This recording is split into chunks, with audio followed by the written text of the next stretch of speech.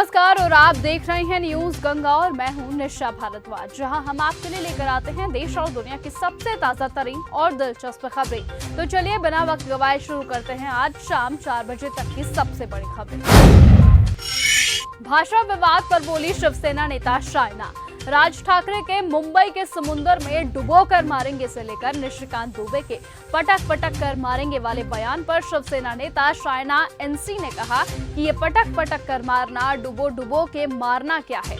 इस मानसिकता से बाहर निकले और हमें महाराष्ट्र के लिए अपना विजन प्लान बताइए।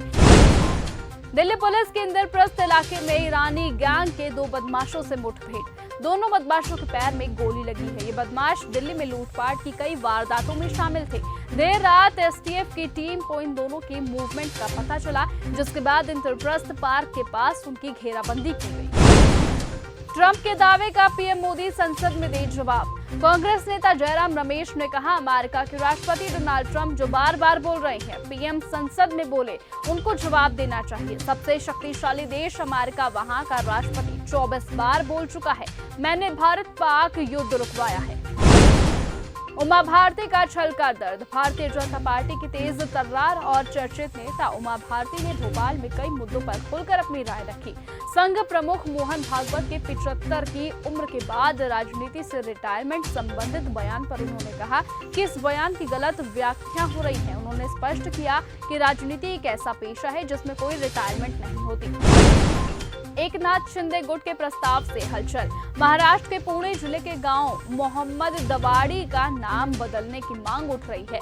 ये मांग डिप्टी सीएम एकनाथ शिंदे की पार्टी शिवसेना की ओर से आई है। शिवसेना की मांग है कि मोहम्मद वाड़ी का नाम बदलकर महादेव वाड़ी कर दिया जाए। शिंदे गुट के प्रस्ताव में चर्चा ने जोर पकड़ लिया, तो वहीं शिवसेना के विधायक भरत ने अपनी पार्टी के चीफ एकनाथ शिंदे से अनुरोध किया कि गाँव के नाम में बदलाव लाने पर दोबारा विचार करें।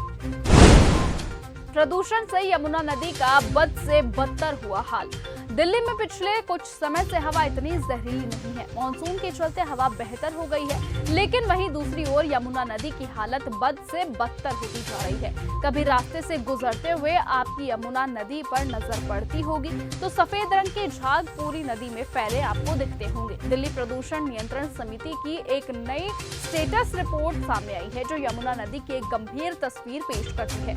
जून की तुलना में नदी की क्वालिटी में काफी गिरावट आई है। नदी में बैक्टीरिया बढ़ता दिख रहा है।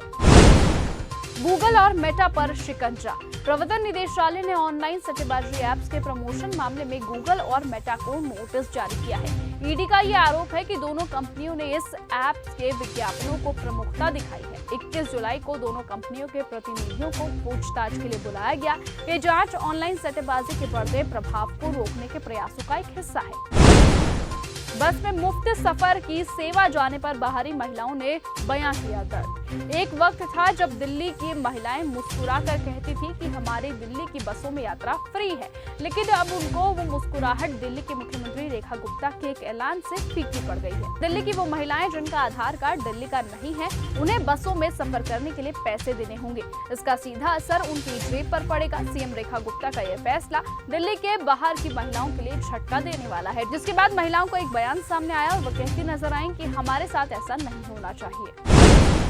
रिपोर्ट पर यूएस जांच एजेंसी ने किया कमेंट। अहमदाबाद से लंदन जाने वाले प्लेन 12 जून को क्रैश हो गया था। इस खतरनाक हादसे में विमान में सवार सिर्फ एक ही शख्स बच पाया था, बाकी सभी 241 लोगों की मौत हो गई थी। इस हादसे के बाद AAIB की 15 पन्नों की रिपोर्ट सामने आई। इस रिपोर्ट को लेकर अब अमेरिका राष्ट्रीय परिवहन सुरक्षा बोर्ड का बयान सामने आया। अमेरिकी राष्ट्रीय परिवहन सुरक्षा बोर्ड के प्रमुख ने कहा कि एयर इंडिया के विमान के क्रैश होने की वजह के बारे में निष्कर्ष निकालना अभी जल्दबाजी होगी। हमने व्यापार से रोका भारत और पाक युद्ध। अमेरिकी राष्ट्रपति डोनाल्ड ट्रंप ने कहा कि हमने कई युद्ध रोके और ये गंभीर युद्ध थे। भारत और पाकिस्तान जो चल रहे थे, वहां से विमानों को मार गिराया जा रहा था और मुझे लगता है कि 5 जेट मार गिराए गए थे। ये 2 गंभीर परमाणु संपन्न देश हैं और वो एक दूसरे पर हमला कर रहे थे और ये बढ़ता ही जा रहा था और हमने इसे व्यापार के माध्यम से हल कर लिया। तो फिलहाल आज की इस बुलेटिन में सिर्फ इतना ही। देश और दुनिया की तमाम बाकी खबरों से ऐसे ही जुड़े रहने के लिए आप बने रहिए और ऐसे ही देखते रहिए न्यूज गंगा। नमस्कार। ऐसी ही खबरों को सुनने और देखने के लिए सब्सक्राइब करना बिल्कुल मत भूलिएगा चैनल न्यूज गंगा। खबरें अच्छी लगी तो लाइक का बटन दबाना बिल्कुल मत भूलिएगा। कमेंट बॉक्स में टाइप भी कर सकते हैं और हाँ, शेयर करना भी बिल्कुल मत भूलिएगा।